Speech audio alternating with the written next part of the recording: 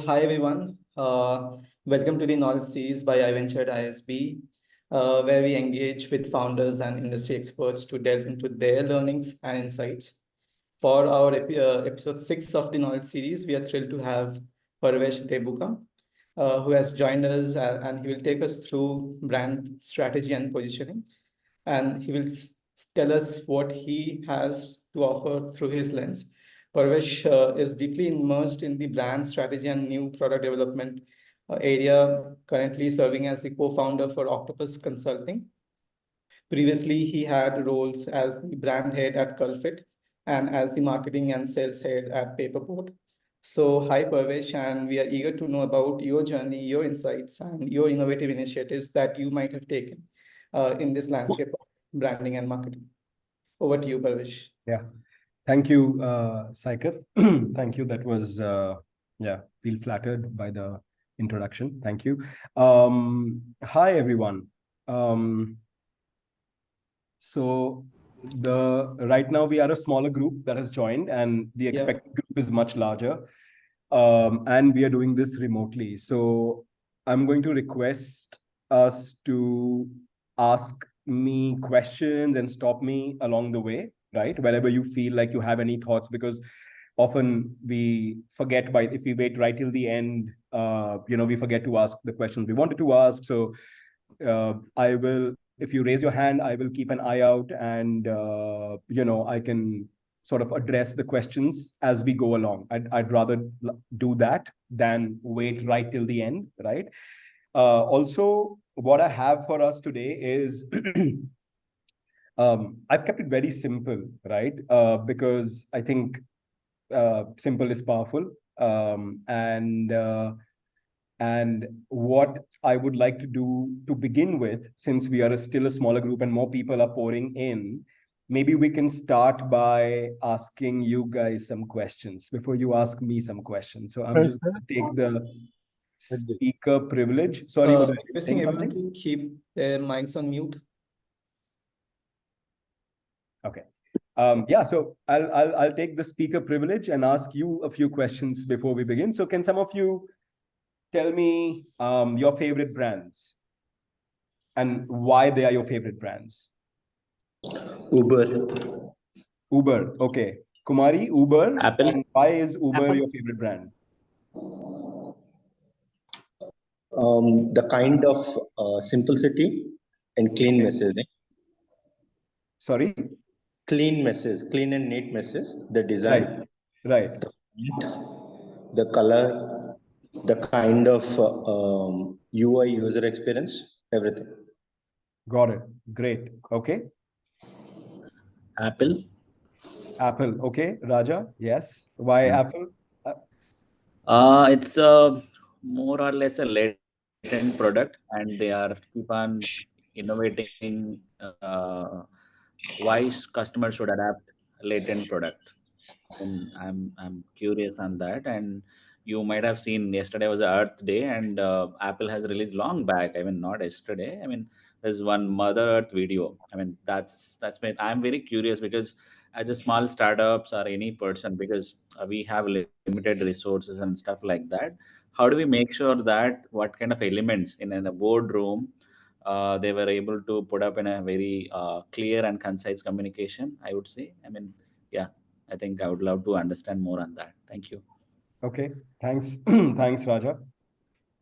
Yeah, the longer you wait to tell your favorite brand, somebody would have taken it. So others can, please chime in.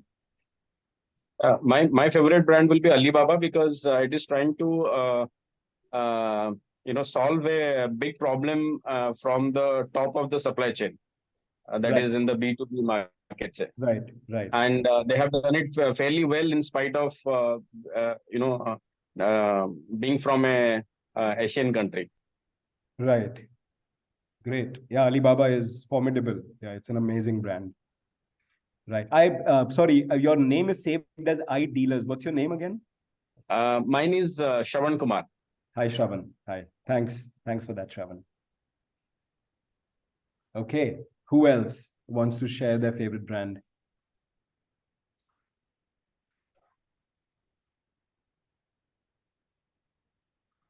Hi, Parvesh. This is Ananya. I'm sorry, my video is off. Hi, Uh, Ananya.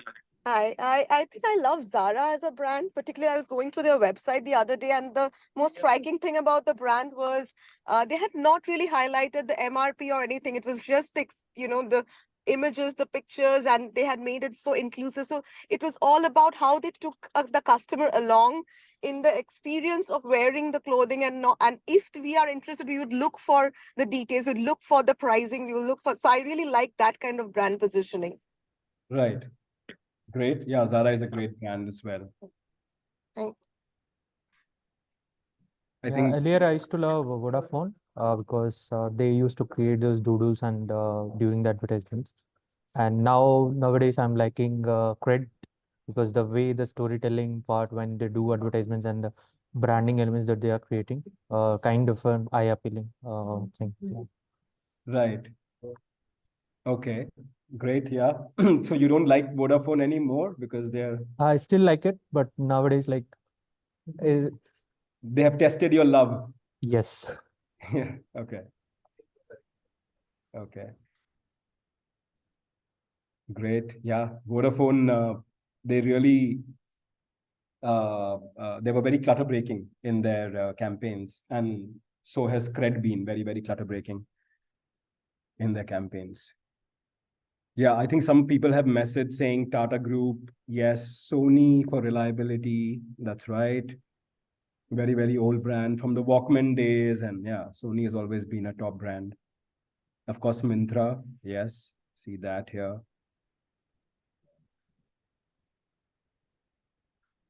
Okay, great. So yeah, these are all great brands, right? And I'm sure the more people participate, the more you think of it, you'll be able to come up with many more brands. And if I look at one common thing that that all these brands have, all the mentions that you guys have given, I think one common refrain is how each of these brands how you've spoken about how they've made you feel, right? And I think that is at the heart of what creates a very strong brand recall. I think even when you spoke about Alibaba, I think you spoke about how they've solved this, top of the supply chain problem, and essentially talking about an experience that you have, right? And that's, I think, at the core of any great brand deliverable, which is a very consistent and a very strong, memorable experience, right? So yeah, all of these brands, and someone has very graciously also mentioned Paperboat. Yes, thank you for that. Yes, so I'll just sort of walk us through now. Sorry. Okay, sorry, yeah. Yeah, so I'll just walk us through the journey that I had at Paperboat. Everything I talk about is, this work was done by like my entire team, right? And yeah, and we had a great time working on the brand. So without further ado, let me dive straight in. Okay. She's Lily. She's sitting right next to me, and during the meeting, if at all you hear some barks, she likes to participate in meetings. Don't get alarmed. It's just her, and I apologize in advance for any interference that she may cause. Okay, so when we registered for this interaction, I think I had asked everyone to just share one problem statement that you're dealing with and that you'd like me to sort of try and focus on. So I've collected everyone's, there were like 120, I think, odd problem statements. I've categorized them into these spaces. I think most of us want to understand a framework for brand positioning. And that makes sense because I think a lot of us here are either starting a new brand or have started a new business and brand, and therefore you want to understand how to go about creating a very clear and precise and sharp brand positioning. So you've asked for a framework. A lot of you mentioned how to win in a very competitive market, right? Where, let's say, the market is already dominated by one or two players, and as a new player or as a startup, what can you do? So I'm calling it the David versus Goliath story. Are you aware of the David versus Goliath story? Most of you, some of you. So the David versus Goliath story goes. Yes, Malcolm. Sorry. Malcolm Gladwell has Spoken written about it. this. Yes, he has spoken about it. The story predates him and his grandparents and their grandparents. It's a very old story, where essentially it's the story of underdogs, right? It brings focus to how. So I'll tell you briefly what the story is. Basically, there are two sides that are fighting with each other. You are at war. One of them has this huge giant called the Goliath, who is apparently 9 feet some inches tall, and he asks the enemy side to send one fighter for a single battle, like a single person fight, and to determine the outcome of the battle. And the other side sends this very young shepherd, David. He's a very, very young guy, and he's just a shepherd. And all that David has, and he's a short guy like us, right? As compared to the Goliath. And all that David really has is a slingshot, right? And a stone. And that's what he goes with to fight the Goliath. And he knows that he has one shot at, maybe killing his opponent. And he takes the shot and hits Goliath right in the center of his forehead with his slingshot and kills him. So and of course they win the battle. And the enemies, I mean, the Goliath side, they run away essentially, right? Because the biggest, most formidable force on their side of the army is now dead.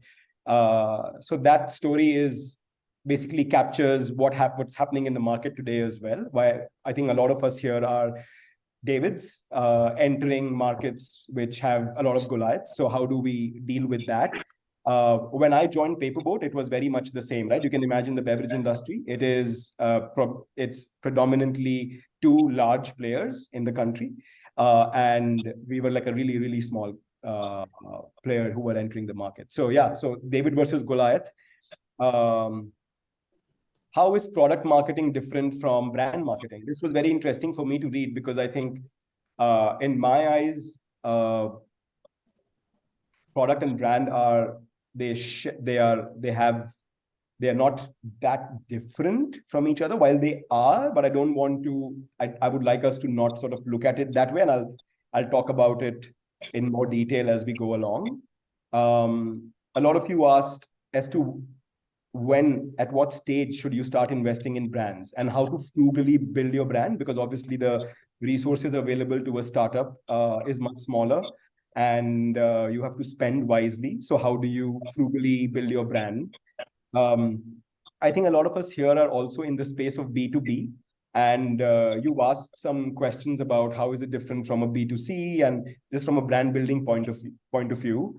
While since I haven't done B2B, I don't have a segment on B2B, but through the presentation, I want to highlight how each of the things that I mentioned for the B2C space is equally relevant to a B2B space, right? What changes is your medium, and the principles of creating a brand continue to be the same, whether it's for B2B or B2C. So I would encourage you to look at it like that, right? And of course, the last thing that all of us always want to talk about is ROI. And I have nothing specific again on ROI, because it's a very it depends on your business, what your customer lifetime value is, what the costs are, what kind of business you are into, etc., etc. And there are tons of methods to arrive at ROI, which is available online. But we can maybe take that offline if you want to discuss specifically for your business. But so I'm not covering it in my presentation, because it won't be relevant to a large group of people in that sense. But yeah, happy to discuss it with you guys one-on-one later, whenever you want. Right? So I have a little, can anyone tell me what this is? Can anyone, tell me what this math equation puzzle, what is it all about?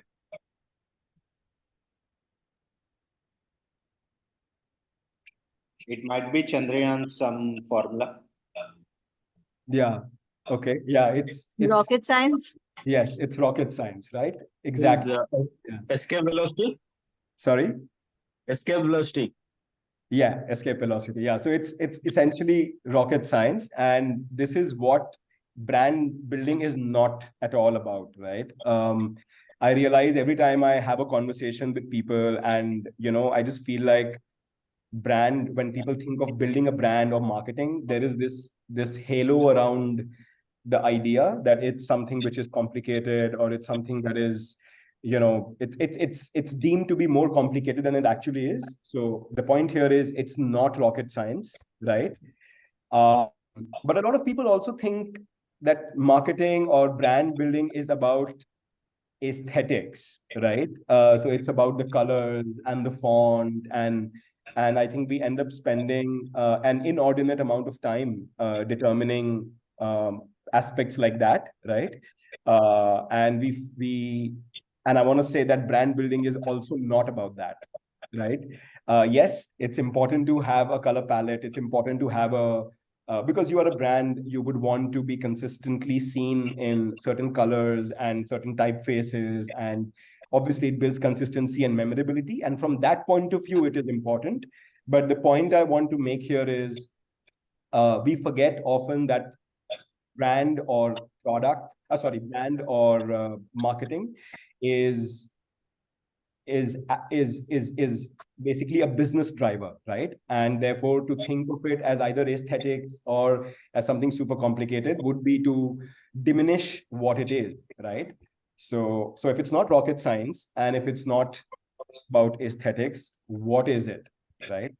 And that brings me to the first thing that I want to talk about, which is it is really, really at the fundamental core level about knowing your customer, right? So, I think Steve Jobs has given consumer research, I mean, inadvertently, he gave consumer research a bad name.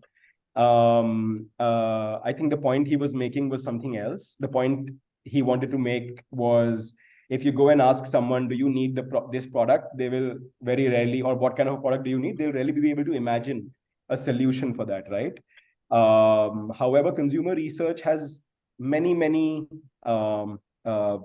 like a lot of value, and I'll talk about how it led to some of the work that we did at Paperboat, right? But consumer research is super important to and by that what I mean is there is a large group of customers out there, right? And we often tend to feel that our business motivations are to get quick growth, is to get sales somehow. That's often the pressure that we find ourselves under. But if you were to look at, in the large group of customers, there's this saying that if you're for everybody, then you're for nobody, right? And that is very, very true. I think that it's super important to identify within the large consumer set what is the smallest set, or a sufficient set, rather, not a smaller set, a sufficient set of customers that are going to be extremely viable for your business, right? And the less time we spend on this, the more money we spend on shooting in the dark as we go along. And even when we start our business, so when is it important? When does consumer research become important? In my opinion, it's extremely important right at the start, even before we have begun creating a product, because what consumer research should lead to is a very strong value proposition, a very strong core value proposition, which will define our product promise to the customer and help us identify sharply what is that one problem that we are trying to solve in a consumer's life, right?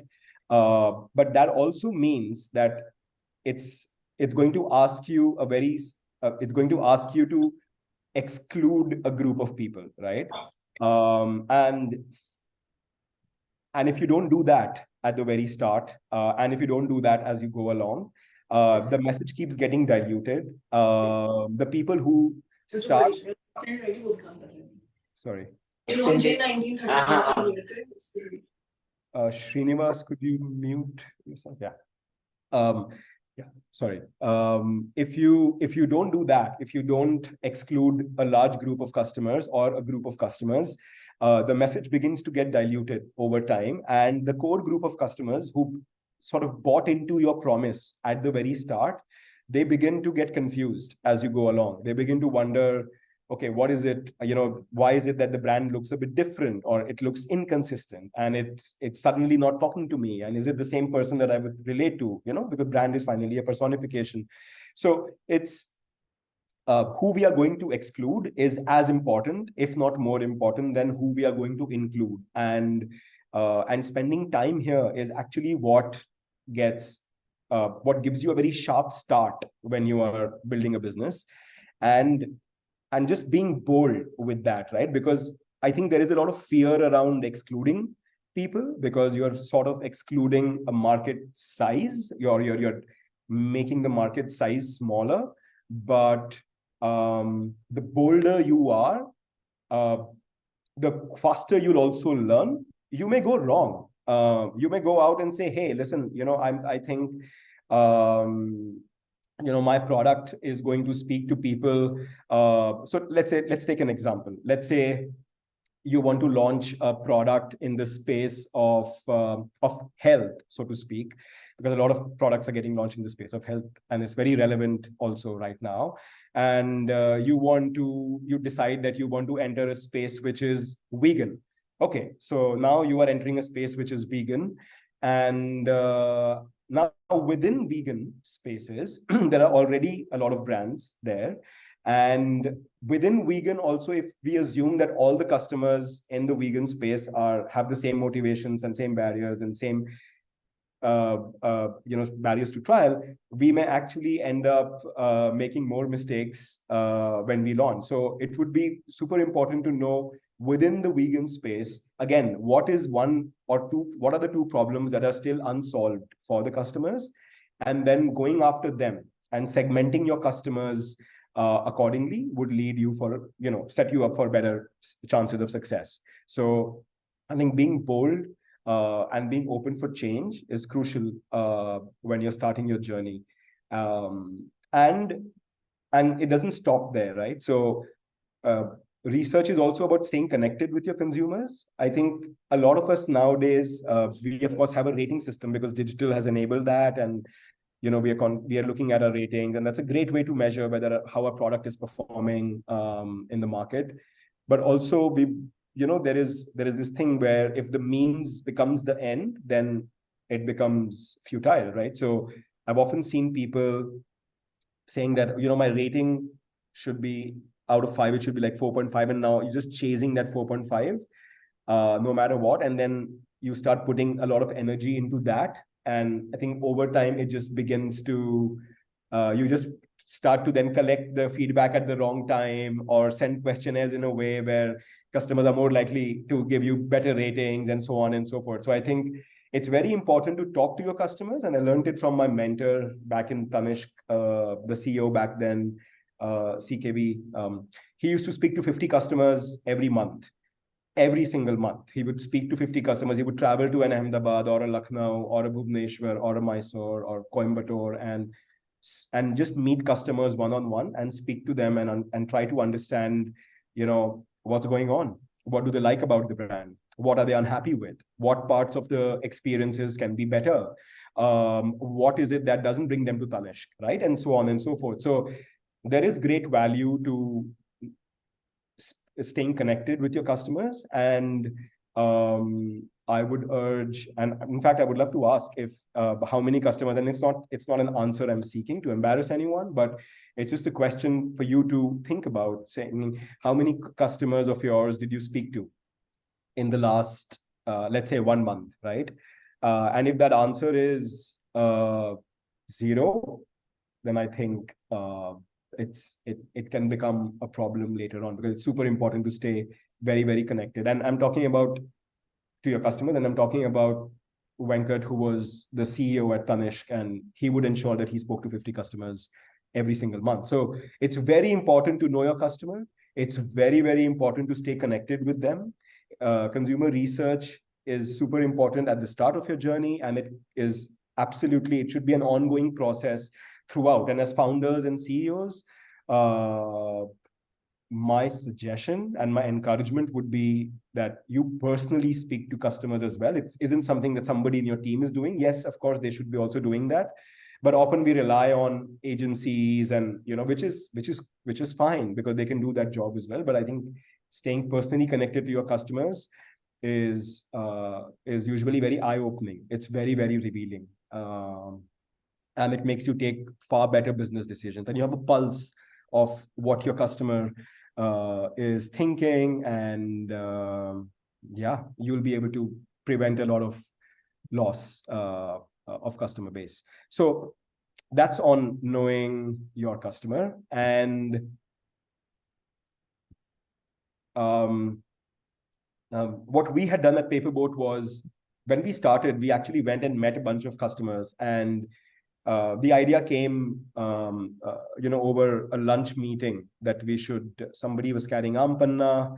The question was popped saying, hey, why is it that no one has ever packaged Ampanna? And then it was like a eureka moment. Like, oh yeah, why is it that no one has packaged Ampanna? So yes, that's how it started. But then we went to lots of people, to potential customers, to speak to them and ask them, understand them deeply and understand what they think about the category of beverages, and also check for responses for the drinks that we thought we could package. And it's actually and what we learned was that people who are, we spoke to about 30 plus consumer base, because if you look at the beverage market, you actually start consuming packaged beverages at a very young age, and then your preferences change as you get older and older. So we realized that we wanted to speak to a bunch of people, but also looking at, and which is why the exclusion was important, because we realized we don't want to go after a certain group of people and speak to a group of people who were like typically 30 plus, all the way till maybe 50 years of age demographically. But so we went and spoke to them, and we realized that, people generally start feeling a bit of that, life is unfair, and life isn't what it was supposed to be, and life has too much pain, and stuff like that. And there was a lot of just general feeling of very high displacement from the happy versions of ourselves that we used to be, right? And we realized that the moment we spoke about, let's say, an armrest, we wanted to take feedback on what they thought about armrest, or what they thought about Ampanna or Jaljeera. The reactions were very effusive, and the people would talk about, oh, I would sit on my terrace and have this armrest with my brother, or when my cousins were visiting during the summer vacations, we would have a fight between who will have that extra half a glass left, in the patila that wasn't poured, and so on and so forth. And it brought to fore, how people really, it brought out a very innocent version of them. It also straight away gave us a very clear path to what our brand positioning should be. And if you see Paperboat, we always talk about drinks and memories, and it actually came from the research work that we did. Because the moment we popped those names to people, the drink names, people spoke about their mothers, their grandmothers, cousins, family, school, terrace, bagicha, and climbing trees, falling, all kinds of things, right? It brought alive a world as if that world was so far away from them, and now they find themselves so far away from that world. So there was almost this, that kind of a thing, that, oh my God, what great times they were, right? So we said, and that sort of gave us our why, because I think Steve Jobs talks about the why in a very beautiful way as well, that, if we talk about, there is a place to talk about products and product benefits, right? But I think what consumers really, when they make a purchase, when they buy a brand, they are also buying into something deeper, or at least that when they buy into something deeper, there is more loyalty. Let me put it that way, right? You could be buying things transactionally, yes, but I'm not sure if that builds loyalty, right? And loyalty builds repeats, and repeats is the is the holy grail for a business success, right? So if people are buying into not just your products, I mean, if we went out and said, our armrest has 45% pulp, which we did, by the way. We did go out and say our armrest has 45% pulp, whereas everything else in the market is 10% pulp. And we got some like, woohoo, go, the underdogs, come on. Yeah, great job. Yeah, you're going to change the market and great job, because everyone loves to also support the underdog. So we got a lot of kudos and we got a lot of encouragement, but I would 100% bet that if that's the way we kept going, it wouldn't have built the brand love and the affinity that Paperboat enjoys with customers. Where even now, when I meet people, and we haven't been advertising for a while, we did some campaigns this year, but we weren't advertising for a while. And every time I would meet someone, and of course they knew that I was working at Paperboat, they would tell me, why am I not seeing you? Why? So they say, right, like, who's going to miss you when you're gone? Are you a brand that will be missed when you're gone? I realized that we had created a brand that will be missed if it's gone, and I don't think that would happen if we said our pomegranate has 60% on our pulp. And we did that, by the way. There are Indigo ads where we've done that. There are a newspaper print ads when we started where we did that. And like I said, there is a place and time to do it, and you must use it, like as a cannon that when you want to sort of create some kind of shake things up here and there. But if you do that without having a why, without having a very clear why, and why is it that you exist? And in life there are no answers to that, really. It's what you make of it, right? There is no purpose. It really is what you make of it. But I think when it comes to a brand, it's very important to answer that, and answer that question, and it takes a lot of work. It actually takes a lot of deliberation. It takes a lot of writing and rewriting and deleting and saying no and sleeping over things and coming back and saying no. It sounds very simple. This here, our why, which is the being a reaffirmer of faith in life or keeping innocence alive. It gives the brand its personality. It gives the brand its tone of voice. It gives the brand the messaging. It gives the brand everything. But it also connects with people in such a strong way, because it does bring out that child in all of us, and if you see all the brands that you guys also mentioned, it's Apple, Apple is one of the classic cases of where the why is so clear, right? From the start, so I think brand loyalty, I would just want to come back to brand loyalty. Why is it that you should focus on the why? It's because it builds brand loyalty. And if you can create that kind of loyalty where you'll be missed when you're gone, that's it. I think that's it. That's what I think every brand sort of strives for. And it's very important to spend time on this. It's extremely important. Having said that, again, we live in a digital age. Product benefits are super important. How do you otherwise tell customers that what problems are you solving in their life? And yes, that is important. And like I said, there's a time and place to do that, and even platforms to do that. So maybe if you want to, let's say, run an Insta reel where you want to talk about an aspect of your product, sure, yes. Have a calendar where you can say, on 2 days or 3 days, I'm going to talk about these things. On other 3 or 4 days, I'm going to talk about that.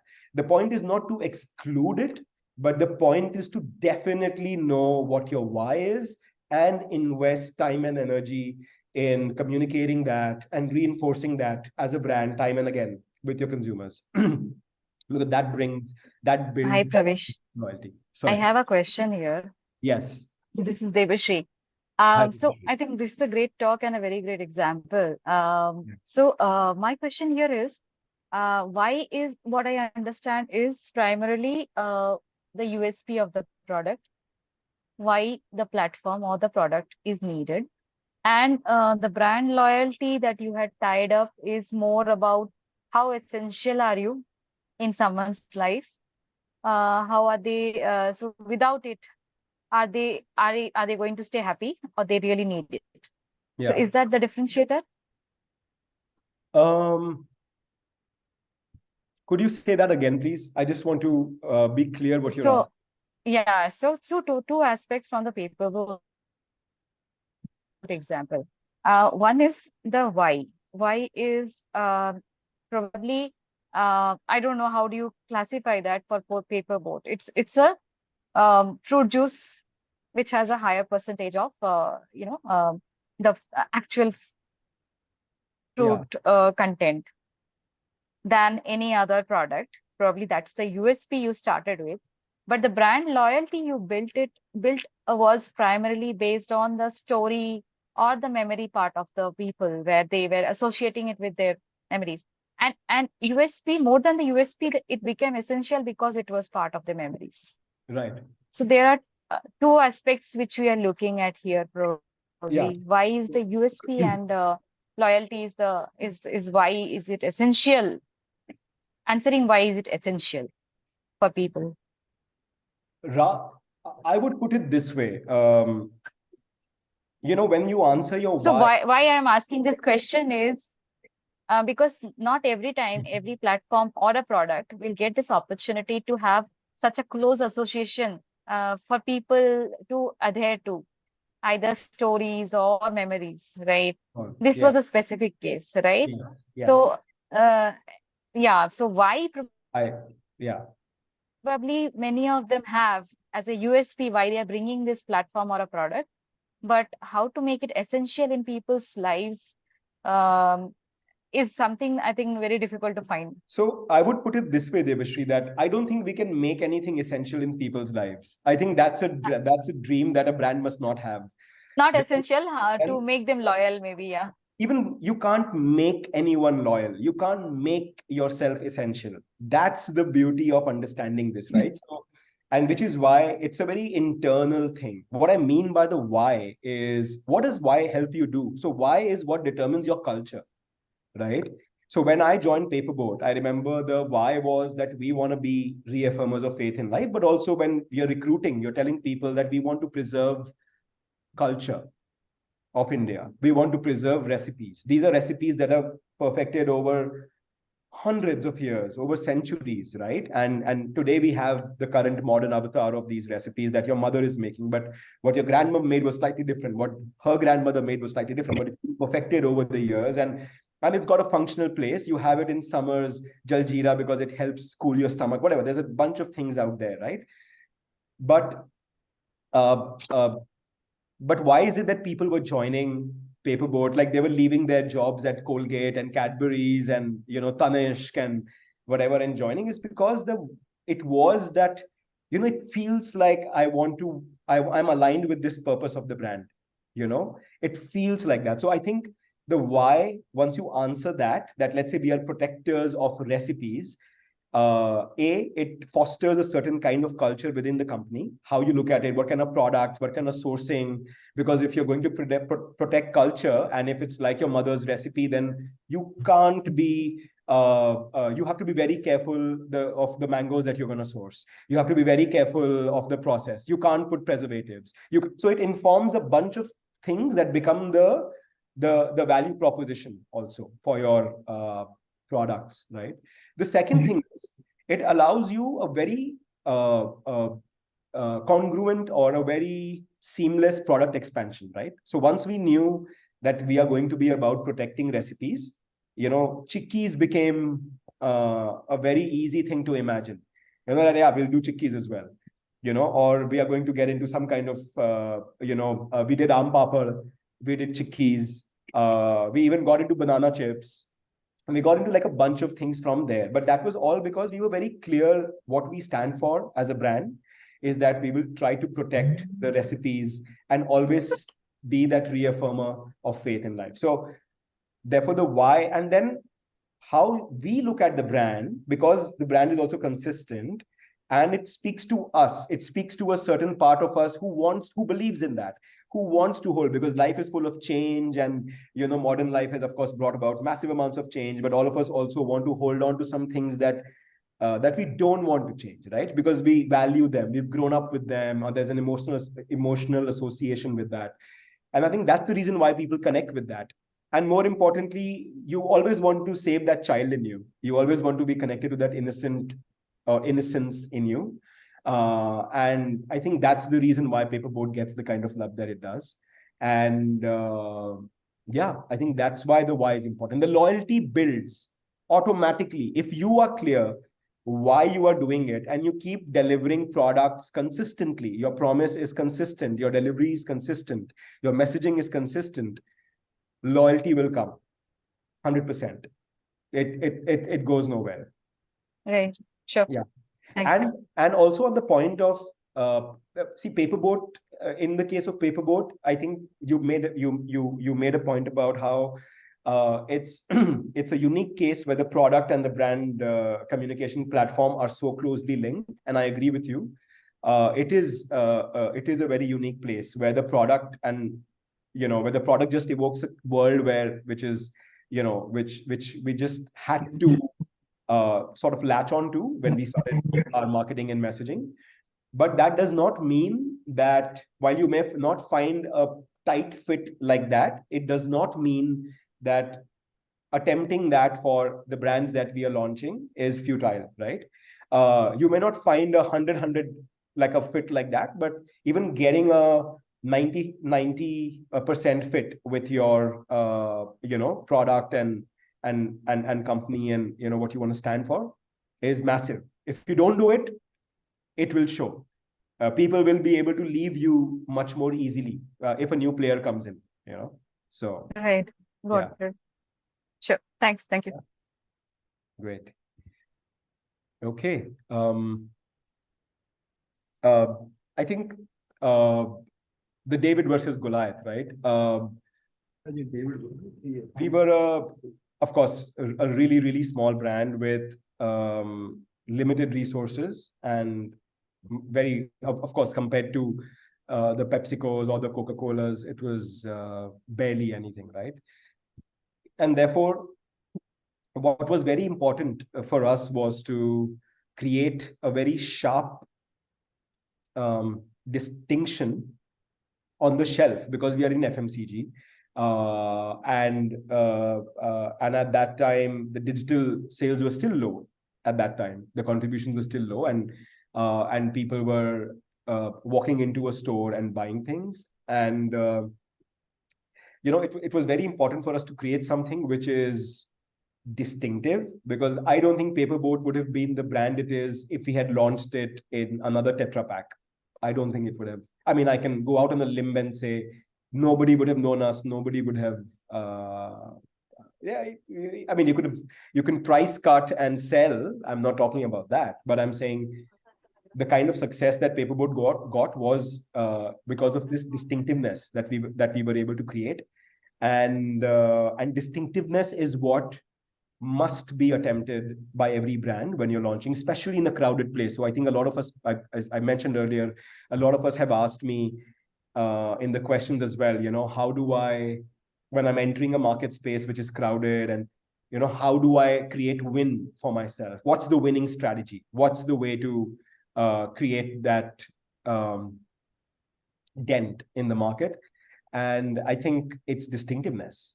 If you're launching a new product and you're just going to be a me too, another me too, because you feel, oh, it's an 800 crore market, there are 4 players, or there are 10 players, and there is market share to be taken, and I just need to get a product, label it nicely, and just put it in the market, and voila, sales should happen. I think, yes, you will get some sales. I'm not saying you won't get sales, but I think you'll start struggling maybe after you reach a 20 crore turnover per annum, or a 25 crore or 30 crore. I'm just giving a number right now.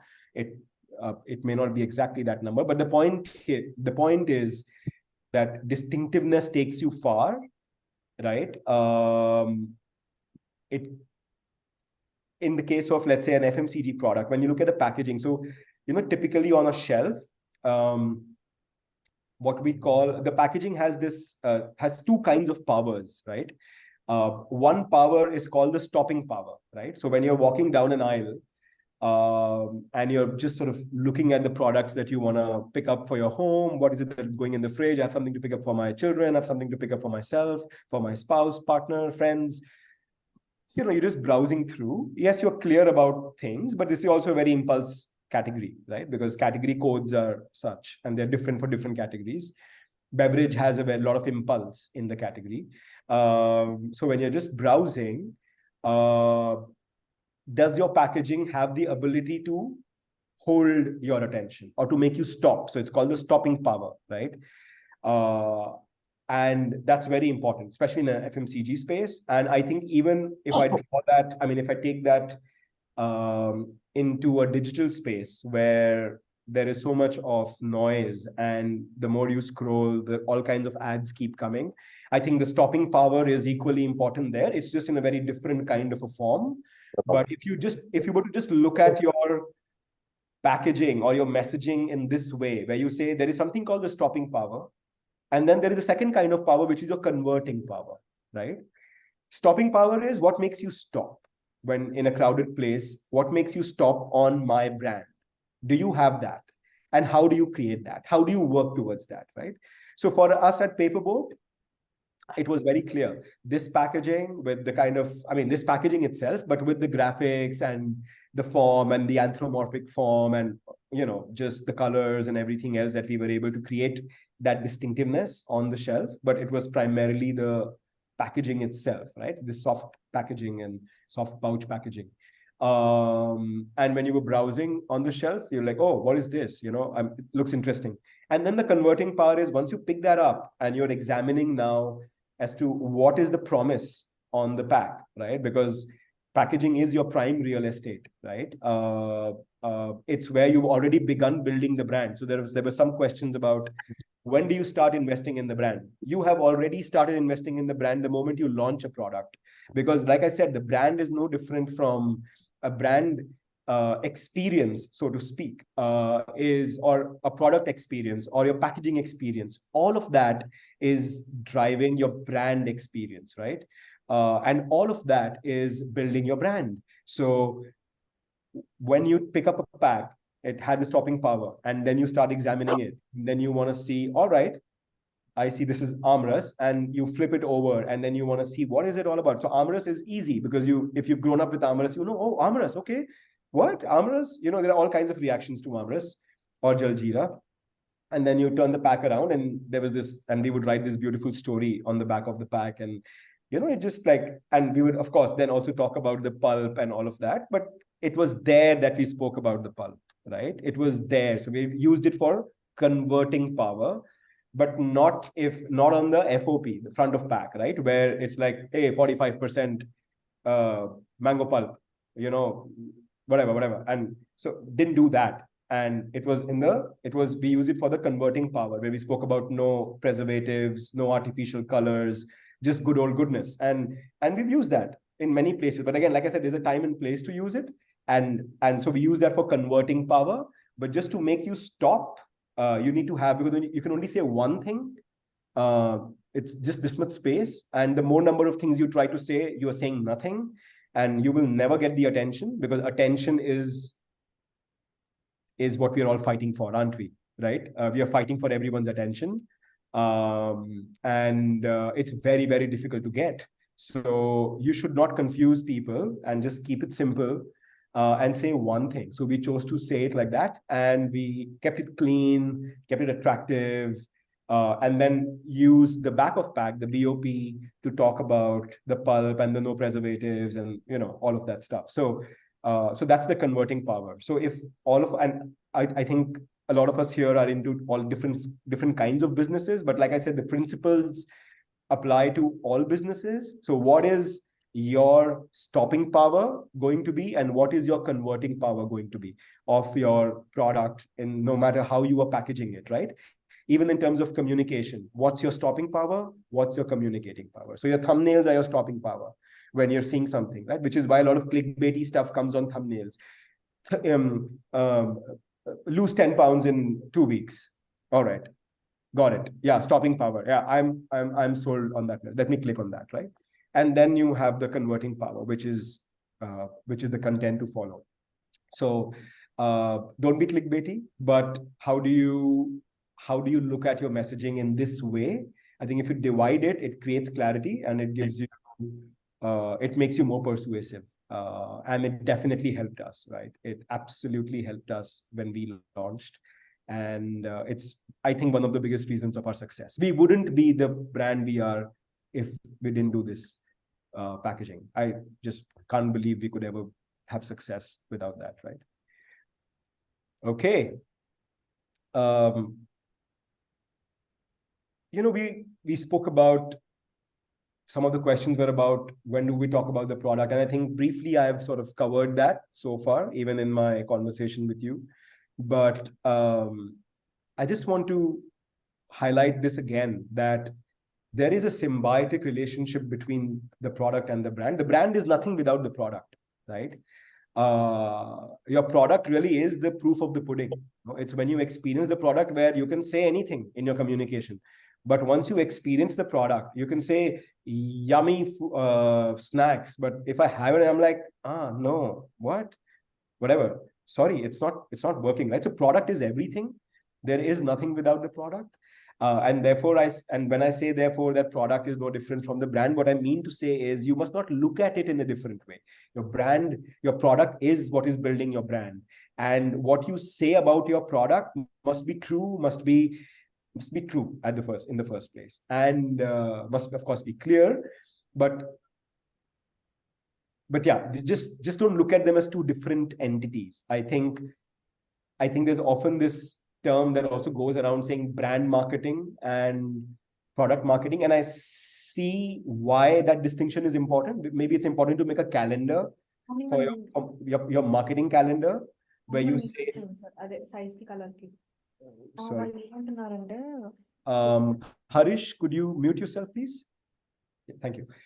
So maybe it's important when you're making your marketing calendar for the year and you're saying that, hey, what content goes out on what day. Yes, maybe it's important for those things, and it's important to see how much, also to measure what is doing what communication is bringing you customers, what is getting you more clicks, what is converting, stuff like that. But so in that sense, it's important. But I think we often look at them as two completely different entities, as if they are not related to each other. And therefore, those questions about when do you start building your brand, when do you start investing in it?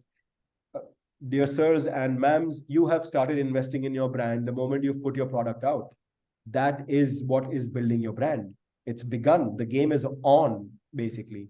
So if you're going to put a product out which is semi-ready, do it by all means if you want to, but do it with a smaller group of people so you get quick feedback and you can, make changes and then launch it again. Because also if you go really deep and really wide and people are very unforgiving, they don't have the time or the attention to give a second chance. So especially if you launch a wide range of products, then it's very important to know where you're going to launch the product and which markets you're going to launch the product in. So for example, I want to talk about, let's say, ID. So when ID launched the dosa batter, it just focused on that product, right? That one thing.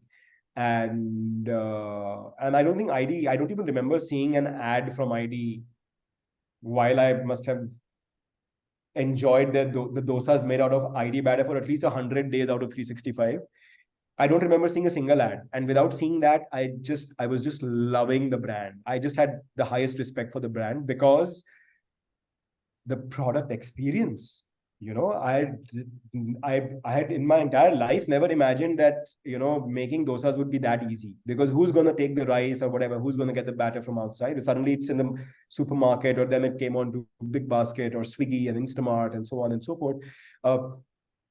It just killed it with its product, right? And that's what I mean by your product is building your brand. You don't need to go and advertise, really. If you don't have the money, don't do it. Just invest it in being distinctive, invest it in getting your why right, invest it in keeping your packaging very clean, using it wisely, and just deliver a 10 on 10 product experience. I think that is the best thing you can do for brand building. Even Paperboard didn't advertise. It was just placed in the market at the start. For a long time, we didn't advertise. In fact, one of the mistakes was that we over-invested in advertising, And you learn that only after you've made those mistakes, you know. And there are plenty of mistakes that we've made. I mean, the plenty of mistakes I've made when I was there. And you realize, man, I could have saved those 8 or 10 crores. I didn't need to spend that money, right? And therefore, I can now share that with all of you, that I think if you create a great packaging and great product and just deliver a 10 on 10 experience, I don't think you don't need to worry about advertising or spending too much. You know, yeah, you have to figure out how to get discovered, depending on the market that you're entering, in the category you're entering, or the market spaces that you're selling out of. You need to obviously figure how discovery can be enabled or how to drive trials. Of course, that's important, and you should spend on that, but not necessarily on big bucks on advertising, you know. So that will also bring your ROI much lower, right? So yeah, the product starts building your brand. Your brand is nothing but not a veil for the product, but it's like it could be the soul of the product or whatever. Like, I don't have the right analogy for it, but you get what I'm saying. So they're not two different things. They aren't. And product is everything. There is nothing more important than that. Okay. Yeah, I think some people spoke about the pressures of, in the questions that I asked, some people spoke about the pressures that we come under, and then we tend to divert ourselves from our marketing plans and strategies and stuff like that. And here there really is no replacement for consistency, and I think we all know that. This is nothing new, but I think we tend to forget that because we come under the pressure, business pressure. But I think holding out for a bit longer, but sticking to what you stand for, delivers a longer term success. So I think there's a difference. The tension comes from long term and short term. And sometimes the demands of the short term are conflicting with the objectives of the long term or the ideas for the long term. And it's always a tough one to manage. And I have no one answer for it. No one does, I think. But I would say, just in your approach to things, I think it's super important to stay consistent. It's more important to stay consistent than it is to go for that short-term win, because that short-term win, if you're taking a segue out into a uncharted territory, and you're gonna confuse yourself, your customers, and everyone else. So here I've put up sort of 3 images to show you what I mean by consistency. So there are 3 different things. What you see on your left most side is the communication that we did for our drinks during COVID. COVID happened in March of 2020. Yeah. Which is just when the summer in the country begins. In various parts of the country, Bangalore and other markets, I mean, some southern markets, the summer is upon us in February. The rest of the country, the summer comes in April, and then it's there all the way till June, July, till monsoons hit us. So we were ready. So in Jan and Feb, you end up as a beverage player, you're running like full capacity. You're just manufacturing, it's your peak manufacturing time, because you're getting ready for the season, because the demand will suddenly spike, and you don't want to miss out on the season, because those 3 or 4 months deliver 40 to 45% of your annual sales, right? That's how it is. We live in a hot country, and the beverage demand is skewed like that. So we were ready with lots and lots of products, and then the pandemic happened. And while we were still under essential goods, there was no way we could sell all those products. So we are like, look, this is going to go bad. It will all expire. So you have to take a call now. So they're all fresh products, by the way. And especially for the airlines. So you first make it for some partners, and then you make it for some other partners. And these were products that we made for our Indigo Airlines. And Indigo wasn't flying. At least the supermarkets were open, but Indigo wasn't flying. So then so we had to sell that product. It's a different MRP. So we have to sell it now in supermarkets. So how do we do that? So we created this little messaging, and we created a bunch, we bunched a few packs of our beverages together, and we made this offer where I'll just read out, because I don't know if you can read it. It says, remember that birthday party when Ma cooked food for 10 of your friends, but only 6 showed up, and you were left with a whole lot of yummy food? Well, we are in a similar situation. We made our drinks with lots of love and care for Indigo Airlines, but they aren't flying at the moment. These drinks are absolutely fresh, made in Feb and March 2020, and we have crafted a really sweet deal for you. Join the party.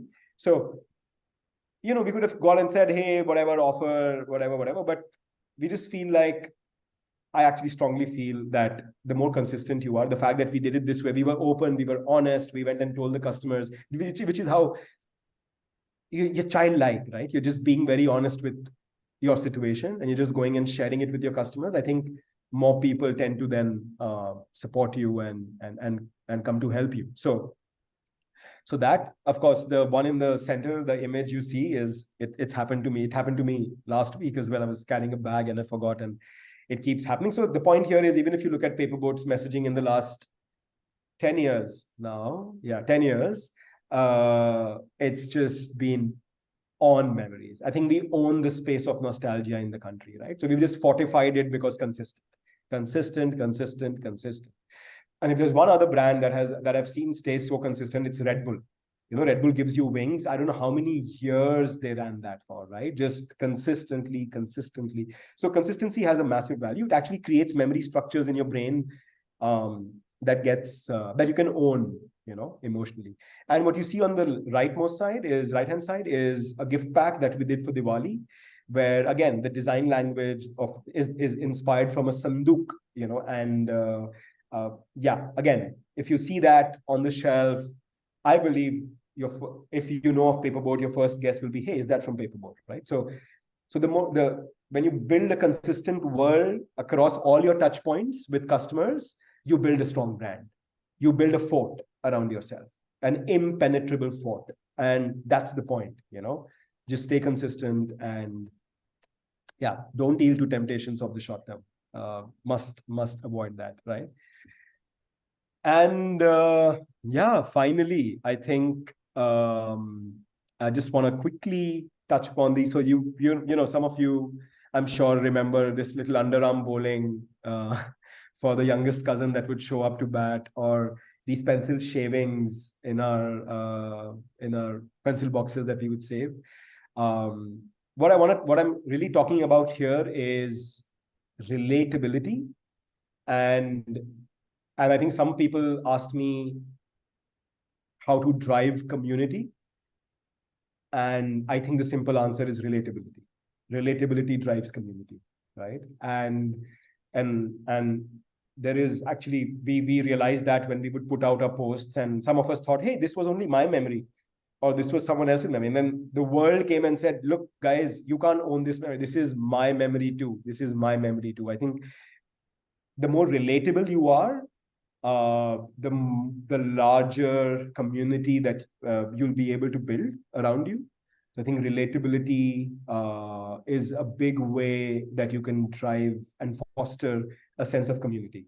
And you should look at how you can be more relatable, because the more relatable you are, obviously, then how you're friends with people you can relate to. You are not friends with people you can't relate to. You can't relate to them, right? Which is why it's difficult to be friends with them. So relatability drives community in a very strong way. So the more relatable you are as a brand, the more likely you are to build a community. And that brings me to the end of what I have to say and share with you. Just recapping, I think knowing your customers, super important. Consumer research, very, very important at the start, on an ongoing basis.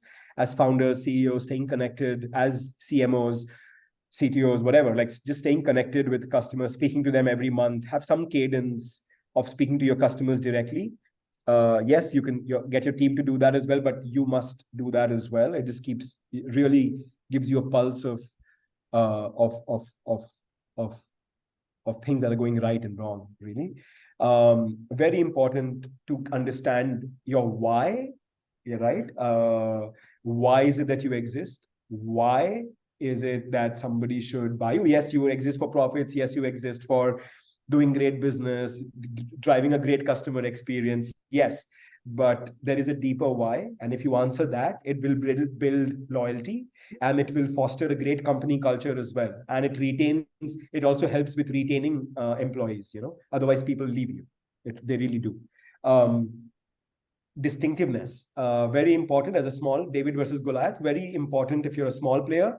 How do you create distinctiveness? And yeah, packaging is your prime real estate. It really carries your promise. I spoke about the stopping power and the converting power, and how do you look at that across all your points of communication? And that's distinctiveness is very important to drive trials, especially to drive trials, right? Which is the biggest barrier when you launch something. And product and brand are cohesive. They have a symbiotic relationship. Brand is nothing without great product. Product must always deliver a 10 on 10 on whatever the promise is. If your promise is taste, do not go for, oh, I'm also healthy, I'm also, just deliver taste. Let everything else be a discovery. Maybe you can drive great taste by using quinoa, sure, but if you want to talk about, if you're in the business of delivering great taste, talk about taste. Let quinoa or whatever else be discovery for the customers, and they will discover. People nowadays read a lot more than earlier. Packaging, back of pack, front of pack, I mean, especially back of pack. Internet is driving. People are like bloggers and other people are sort of, anyway, demystifying brands and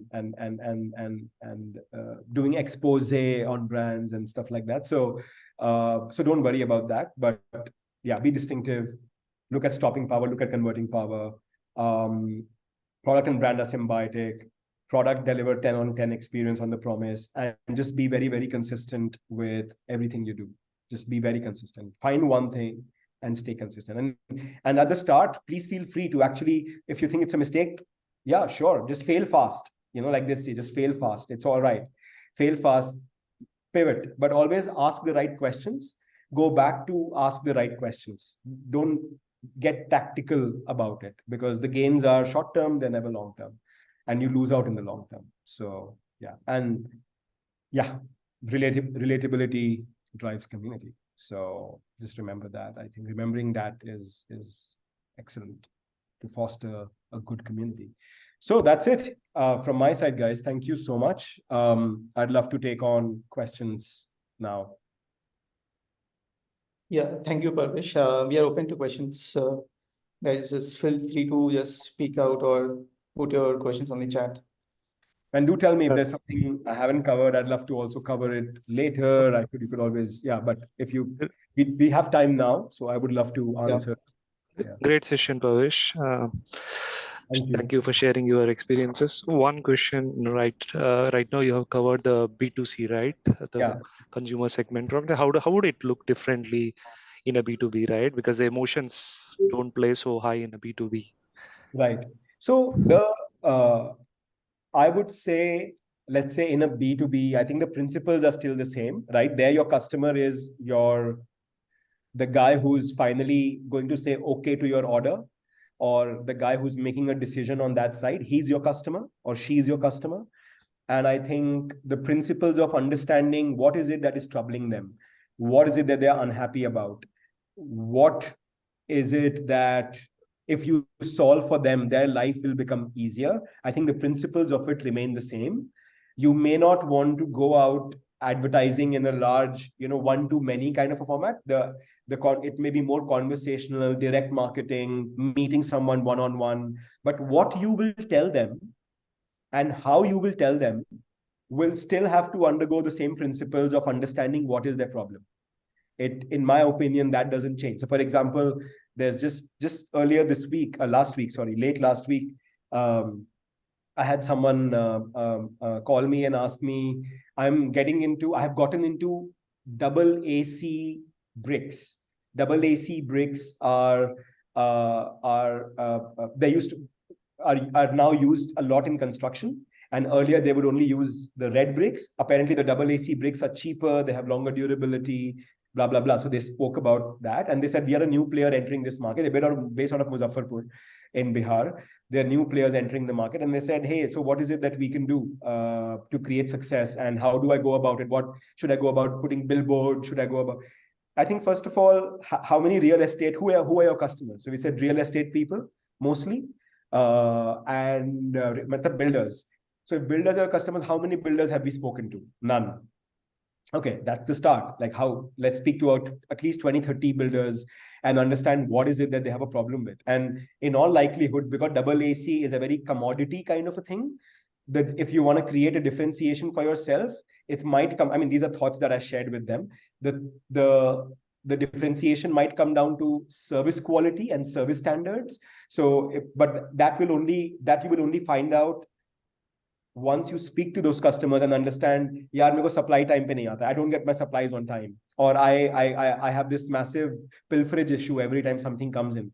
And then once you identify what is that top problem you are solving for, then that becomes your promise. That is what becomes your brand tagline. That is what you talk about in your brochure, other than talking about your story and stuff like that. So the entire exercise begins, like in the consumer D2C space, begins with understanding and speaking to your consumers, understanding what is it that they're struggling with the current set of options available to them in the market today, and then designing your value proposition from there, and then figuring out, and there the emotions will come from you, how well you are, like your relationship, and how well you're delivering on your promise over and over again, right? Consistently delivering on your promise. So I would say, does that answer what you're saying?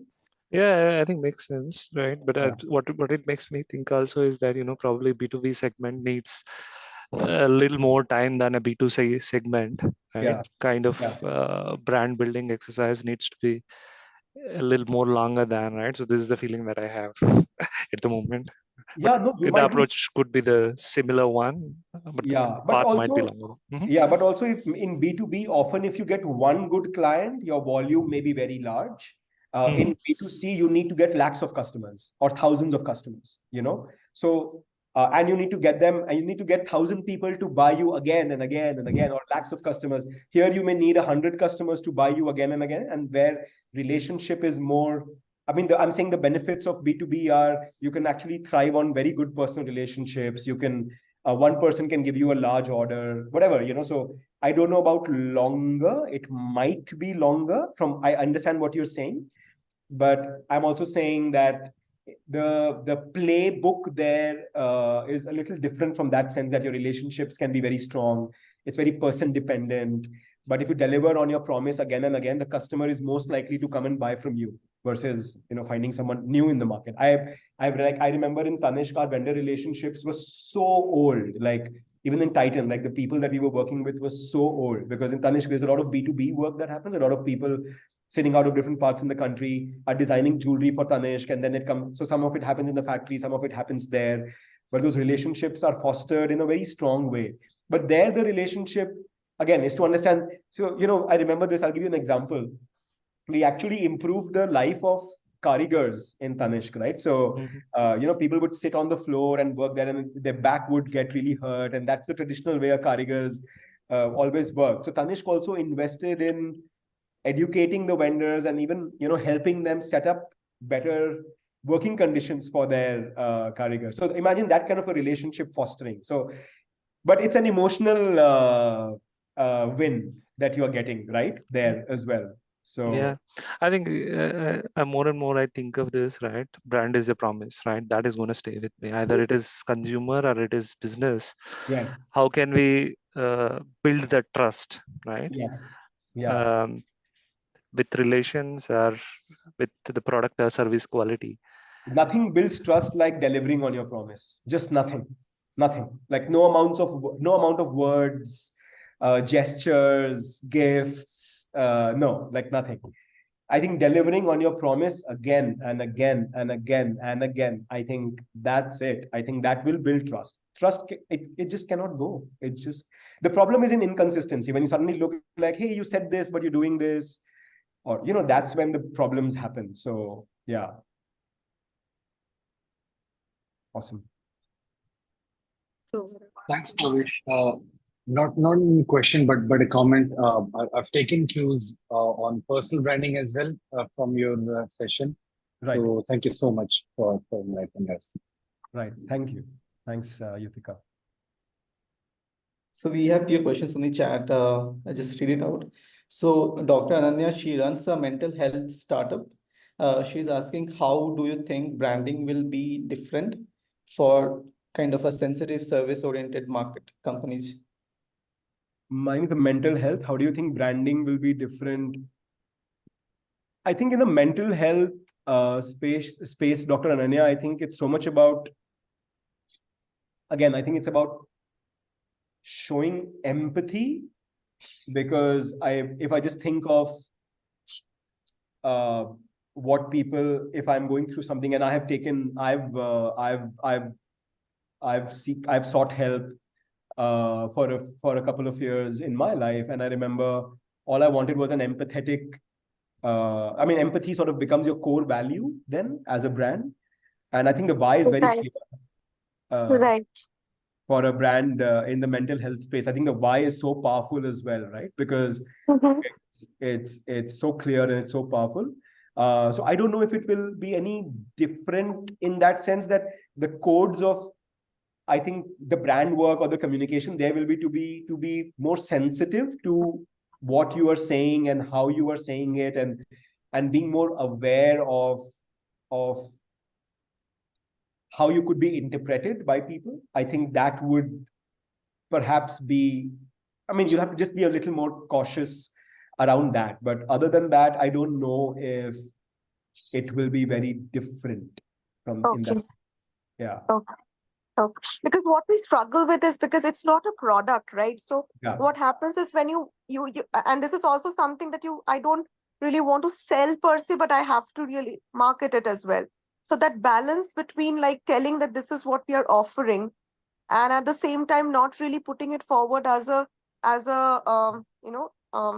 something that we are selling across, that kind of balance is something I struggle to reach at times. Yeah. So, I'll if I understand you correctly, I'll just take a moment to, so when you say selling, to me, selling is when you say, what I would find a bit insensitive, perhaps, is to say, hey, therapy sessions at 30% off now.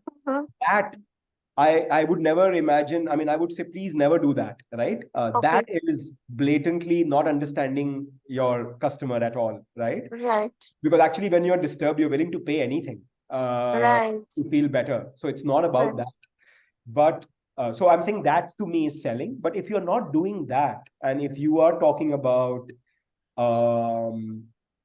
how many people have benefited from it, if you are talking about how people's lives have testimonials. So for example, I would think for someone like, for a mental health space, testimonials of real people talking about how it has changed their lives, what aspects of their lives have become better, how they were feeling before versus how they feel now, what things improved.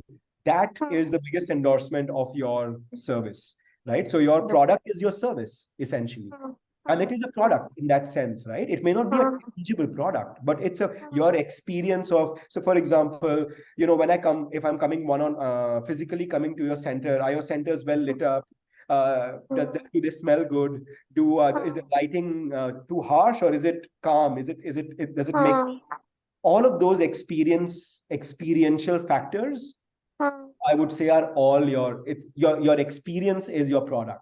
And I would think those are the pieces that are super important if someone is walking into your store for sessions. And if you're having sessions online, I would think, how well have you understood me? Are you taking notes? Will you remind me about the next session? Will you start from where we left?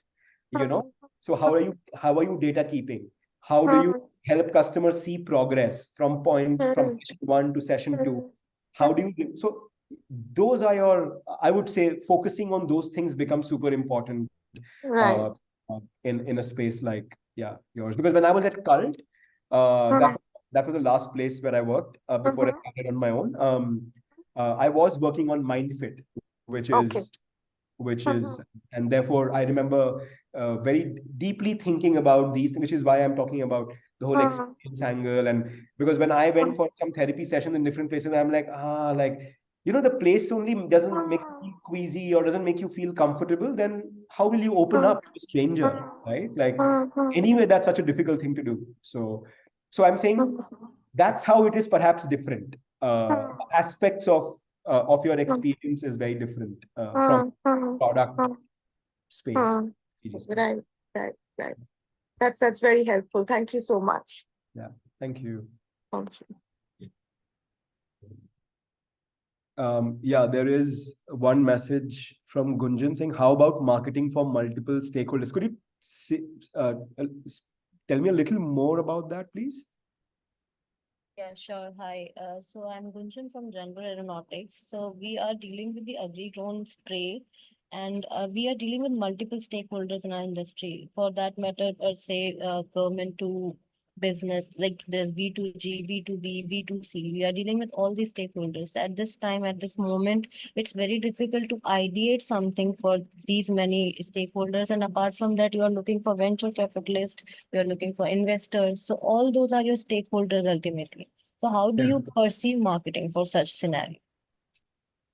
I didn't get your product. Can you tell me a little more about the product? Yeah, so product is drone, and that is Kisan drone. drone. Modi ji is promoting nowadays. So Right. these Kisan drones are, I should tell you that these are basically used for spraying pesticides in the agricultural field. And when you spray with them, definitely they are expensive from conventional methods. So you have to shift the perception also, that people should understand that even after paying more, you are getting more. So the product is very simple, just a agri spray drone. Okay. Yeah, so I think if I understand you correctly, you are saying that you have a lot on your plate. You need to be convincing people across the board. There are investors, there are which are VCs. There is a government angle to it. There is, of course, your potential customers. But I think all of them, the only way you can convince anyone is by very clearly talking about your product USP, right? So if you want to market to, you may be wanting to market to different people, and therefore your mediums may change, the length of your messaging or the format of your messages may change, like a video to a print to a digital JPEG or whatever. But what you want to say would still be the same. Yeah, right. The persuasion lies in the fact that you have a product that is solving a big problem. Yeah, it may be more, it may be priced a little higher than available options in the market, but you should have a justifiable reason for that, right? You will have to show value for that. So is it better yield? Is it, and what percent? Have you done a study? Do you have like a small pilot? I mean, in these kind of cases, I think pilots work very well, in my opinion. Like you take a small portion, like a small farm, and you induct them and you start helping them with this, and that's your money invested in your marketing, whatever. Because once you do a pilot for 3 or 4 months or 6 months, whatever time it takes, I'm sorry, I'm not aware of the time it takes to show progress or show a difference. But if you were to take a pilot farm under your wings and use this product to show better yield or whatever it is that you want to promise, and then take that finding to everybody, and I think then you don't need to convince. You'll convince because you have results, basically. I understand, Parvesh. So see, being a nascent player also, we are not the pioneers, because everybody in this industry nowadays is claiming yield, they are claiming sustainability, they are claiming green environment, green earth, and all that big jargons. But when it comes to the reality of marketing, it's getting very difficult nowadays to make people lure towards you, because there are multiple players, and anyways, we know that India is the market which values money. So yes, being even made in India product, we are lagging behind from Chinese products. So this is happening, and in marketing, even if you're talking about yield, even if you're talking about results and research, hardly people bother on that. Right. So then it brings us back to what I was saying earlier. What is it that people, if there are so many players in the market, and I'm sure everybody is not keeping the customers happy, what is it that is troubling your customers? Okay, so what is troubling my customer is? If we were to identify that, if you were to speak to 30 customers or 50 customers of yours, one-on-one, go and meet them and ask them, today you're buying this from this. Do you have a problem? Is there something that is going wrong? Is there something that you think was better? And they'll tell you, yeah, my service, again, like I come back to service. Yeah, I got it, but they haven't come back for maintenance or whatever. Then maybe that's your selling point. Then it's not about yield. It's not about, like you said, everyone is saying that. So then there is no distinctiveness. There is, who do you trust? So one problem you're saying is, why should you trust me? I don't know if everyone is showing results. I don't know about that, or are they just saying it? So one way to build trust, which is why I said show, show, don't tell, essentially. So if you can show results and not, I think most people might be saying it. That is one way to build trust. The other is to actually understand what is the problem. If so many people are already there, then that question is also relevant to you, right? Why should I exist in this market if there are so many? What are you trying to solve? What is your USP going to? Why are you in this business? You get me? Like, it actually is a fundamental question about, because if you are doing something because you had the resources to, you had the money to, or you just had a factory, I'm sure it's not that, right? You've put it together because you feel a certain way about it, and you're motivated by some reasons, specific reasons behind it. But if you have that answer, what are you really solving for, which others are not? Then that's your selling point, right? And you can only find that out by actually talking to people and asking them, what are you struggling with? There is no substitute for that, actually. Does that answer what you're asking? Oh, yeah, sure. Yeah. Okay. I think we have another question in the chat by Swapnil. What will be better in early stage, hiring an agency or hiring your own team? They don't have a marketing team right now. I mean, I'm a believer that I think you should definitely have an internal team of people, because you can have faster turnaround times, and agencies have they have a tendency to do copy paste, like create a template and then just copy paste, or the way okay, let me put it this way. The incentive structures of an agency doesn't allow them to put unique resources on all the brands.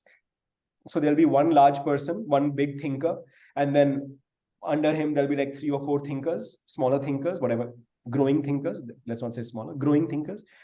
And then there'll be, so, it's like you're trying to get the attention of this one guy primarily, because you need to get that juice. So I think it's good to just sort of get an internal team, jam with them very often. That's what we did at Paperboat. Yes, we work with an agency, but we work with a boutique agency. We also work with a large agency, but we always had an internal team of copywriters, designers who can just turn things around. And we did a lot of stuff. Our Insta campaigns all used to be done in-house, inside our office space, actually. So I highly recommend always have a strong internal team, because you're also building for the future. You're building a culture. You're fostering. It's more powerful, definitely powerful. So yeah, and I'll leave my contact details here. I think.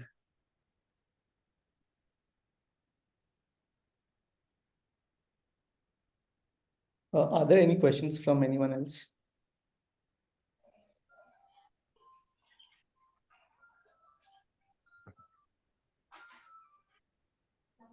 I'm just leaving my contact details here in case, because we are running out of time also. You can reach out to me on my phone number or my email address. And I'd love to get feedback, Saikat, if you could maybe session, just send everyone how was the session on a scale of 1 to 5 or whatever your method is. It could be better. I'd just love to know that from everyone, from as many people as I can get to know it from. Yeah.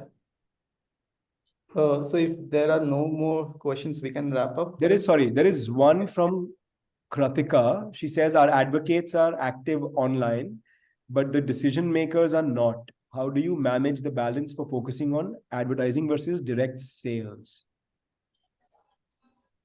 Our advocates are active online, but the decision makers are not. Kratika, could you just talk about this a little more? Maybe this is the last question we could take. Is that okay, Saikat? 5 more minutes? Yeah. Is Kratika there on the call?